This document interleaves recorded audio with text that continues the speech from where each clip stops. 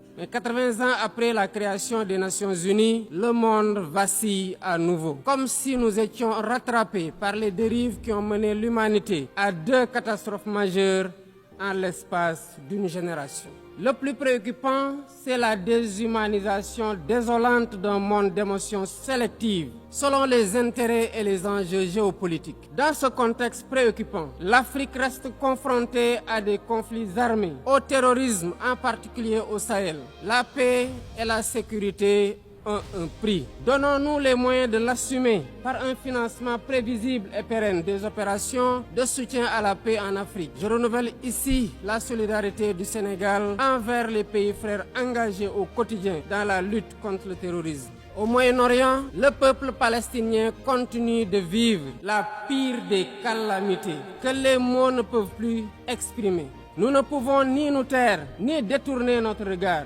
car Gaza ne vit plus. Gaza, terre de larmes, de sang et de sueur, est devenu un enfer pour des millions d'âmes de tous âges, piégées dans une prison à ciel ouvert. Le Sénégal réitère sa ferme condamnation de cette tragédie que rien ne saurait justifier.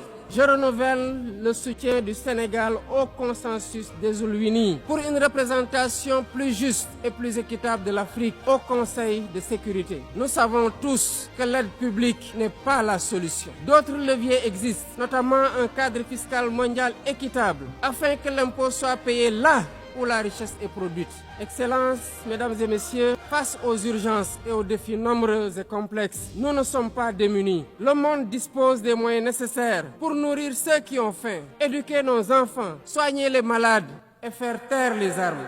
Le véritable obstacle n'est ni financier, ni technique, ni matériel. Il est dans la volonté politique de faire du multilatéralisme un instrument de solidarité collective, de coopération plutôt que de confrontation, pour un avenir où la dignité humaine sera au cœur de nos décisions. Alors, faisons de ce 80e anniversaire des Nations Unies, non pas le constat d'un ordre épuisé, mais le point de départ d'un nouvel espoir, celui d'une organisation rénovée et plus efficace, au service des peuples qu'elle incarne.